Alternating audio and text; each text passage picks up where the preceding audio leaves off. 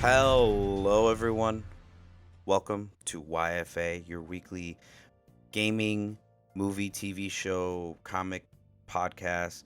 I am here by myself, alone in the basement. No Al this week, sadly. This is going to be a very micro, small podcast. I mentioned this last week. I was at a convention yesterday filming for an artist, and it took up most of my day, so I couldn't really host the podcast with Al. But we're still going to try to pump out an episode this week, at least. A little small one, not too long, close to 30, maybe 15 minutes. Because actually, oddly enough, not a lot happened this week. I guess that's in the benefit for me, so I don't have to cover everything, like a whole laundry list of different topics that happened. But yeah, but there were some major stories. Not to say there were anything small that didn't happen this week or anything not big. But let's start off with the video game news. And yeah, if you can tell, we're skipping over PWRs because, well, usually PWRs are for someone to share. You know, and I'm all alone. I'm just kidding. But yeah, so PWRs will be back next week. Let's just jump right into the deep end of the video game news for this week. So first things up is Bungie replaces Marathon director amid leadership shakeup and fears of layoffs from. So if anyone's wondering, while Destiny has been their like main baby, their money maker, they're producing a extraction shooter called Marathon. It actually is an old IP of theirs that they're reformatting into this extraction shooter type genre. But the game director Christopher Barrett has been replaced by Joe Ziegler, who is a former um, Valorant game director. So yeah, take that as you will. Ziegler posted about his new position on March 9th on Twitter. He says, "Hey everyone, fun update. For the last 9 months, I've been working on Marathon as the game director. We are still baking, but I'm excited to share with you more info on the game as we get closer and closer to bringing it all to you." Now, this is a little bit of a concern because one, Christopher Barrett he was like part of like the team that made the Taken King, Forsaken, Rise of Iron, those really big DLCs that everyone loves, right? And now he's just off Matter for some reason. Not Matter, sorry, Marathon. And but that's the thing, we don't know if he's either fired or he's just working on something else. A lot of people are like, rumor copium that he's working on stuff for Destiny again because of what's happening recently and the whole like delay with Final Shape, and basically trying to make this their biggest expansion, which it probably will be their biggest expansion, but I don't think anyone's going to be there for the big splash, sadly enough. But I'll be there. I already pre-ordered. I'm going to want to see how this story ends at least. But yeah, that's kind of concerning. And there's also rumors that Marathon has switched from a like customizable character extraction shooter to a hero extraction shooter. So yeah, I have my opinions on that. Like, what exactly do you mean hero shooter? Who do we know from the Marathon universe? Because this is an old IP. Like who's gonna be the heroes, quote unquote? Because I would prefer just customizing my own character and going in. Because if you guys remember when Marathon was announced, they showed off like little like not it wasn't gameplay, but it was like a little cinematic thing, and the characters look like cyborg type like mannequin doll things, like a lot of like Cyberpunk 2077 kind of vibe. So I was hoping like, oh, so you can customize your character, give them like different eye colors, different skin colors, like it could be neon yellow or whatever, you know what I mean? And I was kind of looking forward to that because like, oh cool, these are like our own like characters we choose like in Destiny. But I guess it's gonna be a hero shooter, which okay. um I don't know what you're doing, Joe Ziegler. I mean, I've seen Valorant. Valorant's cool, but that fits Valorant's style. This is an extraction shooter. from an old IP Marathon that not a lot of people know about. So who who are you pulling from their rogues gallery to be heroes? I could be completely wrong, and they can come out with like the craziest heroes we've ever seen or original characters. I'm a little bit more standoffish now with the director change, but yeah, that's what happened. If you're wondering, IGN reported it. You can look up their article. It talks a lot about the tweet and what this exactly means for Marathon and a lot of the other IPs at Bungie's home. But yeah, hopefully this bodes well for them. Next is we have another article from IGN, which is kind of sad to see, but and here because I was kind of hoping the studio would make another one. I mean, I never got to play it, but I heard it had really good reviews, and I saw like the good first like 2 hours of this game on YouTube, and I was like, you know what, I'm gonna buy this game sooner or later and play it on my own. And it looks like a game ripe for like, you know, expansions and stuff. But if let me just say it, Larian Studios won't be making a Baldur's Gate 3 expansion or a Baldur's Gate 4 expansion. So this article comes to us by Alex Stedman from IGN. I actually should have named the artist of the other, or not artist, the other editor or writer for the other article. I'm sorry. I'm a little bit kind of shocked at Larian Studios not wanting to make another sequel. They seem they're good. They're good at it. I mean, I'm surprised they didn't even want to do an expansion. Them like a ton of people were expecting. Like a lot of people after the bombastic release of Baldur's Gate 3, people were like, "Oh yeah, they're gonna make a DLC." There's like no way. There has to be a DLC. But I guess it's fair. You know, they're a very like humble development team, and they were just like, no, we don't want to make another Baldur's Gate or release an expansion for Baldur's Gate 3. Where they want to do their own thing, so it's like, okay, cool. That I'm fine with that. More power to them. It's a bit of a surprise, but I hope it works out well for them. I think this article says that they are looking to start up a new project. Okay, here you go. It says Larian's next project could be another Divinity entry. I don't know what that is. It says, hold on.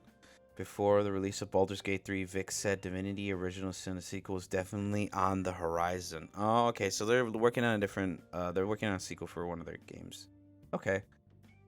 All right. That's good. I mean, as long as it doesn't like garner too much criticism that they're not making an expansion to probably one of the biggest games of last year, or not even last year. No, yeah, last year. Then I'm sure they're gonna do fine. They're a great studio. I don't hold that against them if they don't want to make another sequel.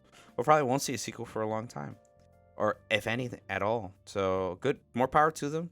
Hope Divinity Original Sin is a banger, because the Baldur's Gate 3, man, that was a fucking banger.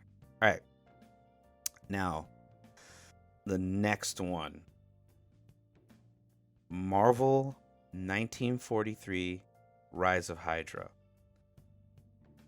Now, this came out, hold on, sorry, because there's no like actual article I couldn't find for some weird reason. Marvel doesn't like putting on articles on games that haven't come out. But okay, here's a little description on YouTube. It says Marvel's 1943 Rise of Hydra and the chaos of war, worlds collide. Skydance Media, new media, and Marvel games share an original story where an ensemble of 4 heroes must overcome their differences and form an uneasy alliance to confront their common enemy.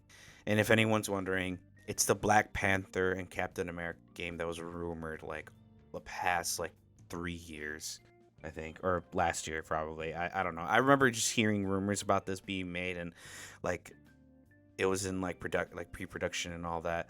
I think there's a YouTuber I watch, Game Breaking God. I think he actually was mocap. He did mocap for T'Challa. So, it's not even T'Challa. This is taking place during World War II in France. and it's T'Challa's grandfather. But he's still this YouTuber. He did like the mocap for the Black Panther in this. We don't know the actors who are in this except for the T'Challa's grandfather. You'll recognize him from The Walking Dead and from playing the voice of Cyborg. Hold on. Okay, here we go. Finally got it up. All right. So the actor's name is Kahari Payton. You might recognize him from Invincible's Black Sanson and as Cyborg from Teen Titans and practically every DC project he's been on. Actually, I think he might have voiced someone else, but yeah, he's a pretty well known actor. He's also Ezekiel from The Walking Dead. So that's good that he's playing T'Challa, or not T'Challa. Sorry, he's playing Black Panther, who is the grandfather to T'Challa because it takes place in France during World War II. So it's looking pretty good. It's made by the people who did the Uncharted series, or the first two Uncharted games, I think. First three? I can't remember. But it's a lot of people from the Uncharted team from Naughty Dog that are working on this. This is their new studio that they started up. So, or not started up, I think they joined. So it's looking promising. I seen the trailer. Trailer looks great. I can't wait to see more about it. Maybe like a gameplay trailer. They're using the Unreal Engine 5 in this game, so this can be cool. I can't wait. I can't wait. This is gonna be a fun game. Hopefully, its story is not awe-inspiring, but it's just great. We need we need more than just Spider-Man being the top dog in superhero video games. Marvel's Avengers was dog water. Midnight Suns was mid. It was okay. I heard. Never got to play it, but I heard it was pretty. It was mid. Come on. Let's go gaming universe. We need now have Spider-Man, Insomniac take all the glory. But anyways, let's go into movie news now. We got some trailers. Not really anything movie news related, like any actors or anything getting spoiled or not spoiled, but revealed or anything. We had the second trailer for Furiosa, the Mad Max spin-off movie with Furiosa. Obviously, it looks sick. Chris Hemsworth is the bad guy in the movie. I didn't know. I mean, probably if I remember the first trailer, he's probably in there. But yeah, Chris Hemsworth is this like antagonist towards Furiosa, and it looks fun. It looks jam packed. It looks like it's gonna be a blast to watch. And then we also got a trailer for Alien Romulus. It's coming out this year. I actually can't. God damn it! I can't remember the date. I don't even think it revealed the date. Oh no, here you go. Here's a date on 8/16/24. So that's, oh my god, January, February, March, April. Well, on January, February, March, April, May, June, July. Oh my god, wait, that's August. Duh. So August 16th is when Alien Romulus is coming out. It's directed by the director of Don't Breathe and the Evil Dead. Well, the Evil Dead like remake that came out in 2013. Not even remake. It was just like, yeah, it kind of was a remake actually. The remake of the Evil Dead in 2013 and the movie Don't Breathe. I don't know if you guys remember what Don't Breathe is. It's that one movie where these three idiots try to rob a blind man, but he's not stuck in there with them. They're stuck in there with him. Type shit. It's a pretty good movie. It's like a reverse horror movie. Like they're bad people, but he's kind of even worse because he kills them, brutalizes them, and stuff, and like puts them through hell. Anyway, it's directed by Fede Alvarez. I might be pronouncing his first name wrong, but yeah, he's worked on Don't Breathe and the Evil Dead remake, and this would be also Ridley Scott is, I think, producing this. Yeah, he's a producer. Ridley Scott is a producer on this, and it's looking like it's gonna be scary. They're going back to like Nostromo, claustrophobic vibes. So, yeah. So this is There's some screenshots on IMDb. There's a trailer out on YouTube if you want to check it out. And man, are these shots from the film looking great? Very nostalgic. It's a very nostalgic looking movie. I think they're gonna try to pull on the old audience and also any audience that kind of like grew up, quote unquote, having having like their parents make them watch the Alien movie. And then we also got a trailer for Beetlejuice. Beetlejuice 2. Looking fun, coming out in September 6th of this year. It's looking to be an absolute blast.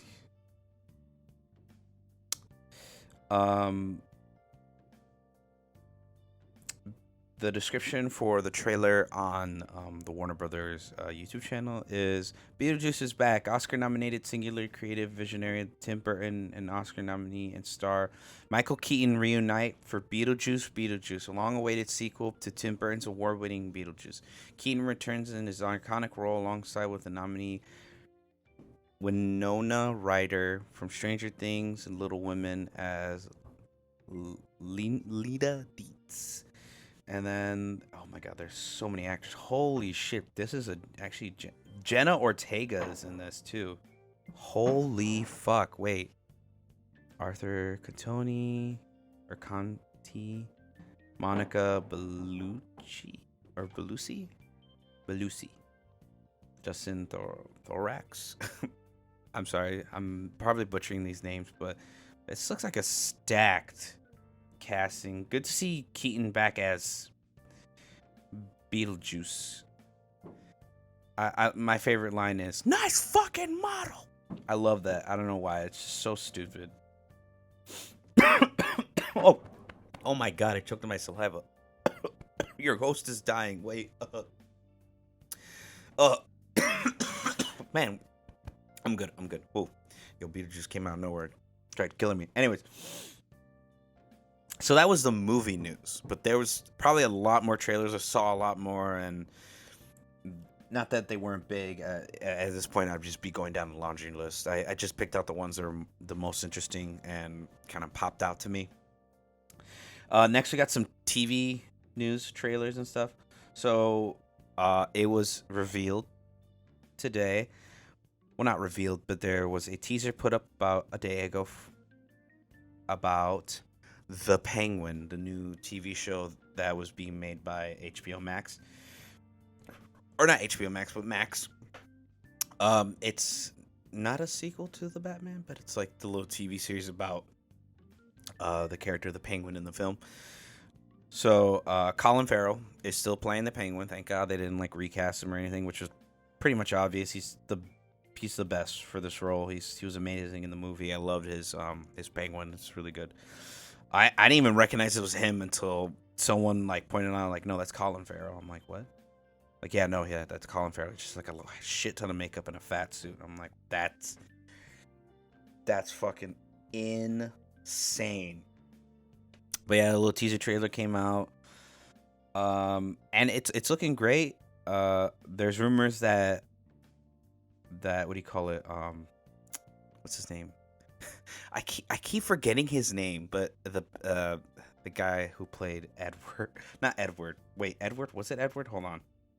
The Batman, because I keep forgetting names, man. What's his name? Robert Pattinson. Jesus, Pattinson. I just keep fucking getting his fucking name. It's rumored that he is in the show because he was, quote unquote, saw on set with the suit on. It might not even have been him. It might have been like just a fucking stunt double, and he doesn't have any lines or whatever. But yeah, that's looking interesting. Can't wait to see it. I have Max, I think. I don't know if I do actually. Might have it. I think I had it just to see the Rings of Power. No, wait, no, that was Amazon. What did I? No, I think we do have it because I just watched the Aquaman movie a couple days ago. The new one, The Lost Kingdom. Really good movie. I give it a 7 out of 10. A little sidetrack on there. But then we also got a trailer for a new Star Wars project called The Acolyte, which is coming to Disney Plus. It's a Disney Plus original. It's looking to be very like, I don't know if you guys know, like Star Killer. It's like, got a kid was trained. Well, he wasn't trained Jedi, but he was a Jedi, and then turned Sith over torture and basically made into a killing machine. And I'm pretty sure this whole story is going to be about her finding out that the dark side isn't just the only side that gives her strength and yada yada. But it's looking cool. I like the cinematography and the shots, and it looks like it's a very high budget TV show. Obviously, it's made by fucking Disney, but it looks interesting, and I hope to see more of it. And sadly enough, that's all that kind of happened this week. I mean, there's probably like some more shit that happened that I didn't know about. There's probably a lot of small stories, but we like to cover kind of the big stories, and then we'll cover small stories if they're interesting. A lot of it's just the newest Pokemon rumors and Pal World leak update and all that other kind of stuff. But yeah, this week has been really light. It's not gonna be a very long episode. But yeah, that's pretty much the end of the little mini micro podcast that I'm having up for you guys. Tune in next week. We'll be for sure, like, we'll be back for at least the full episode to record, and hopefully some news happens and something crazy or something cool gets announced in the movie or gaming universe. Thank you. Don't forget to leave a like and subscribe. Leave a comment, any criticisms, or any topics we might have missed this week that we can bring up next week in the main podcast. I am your host, Abe, and I'll see you guys later. Goodbye.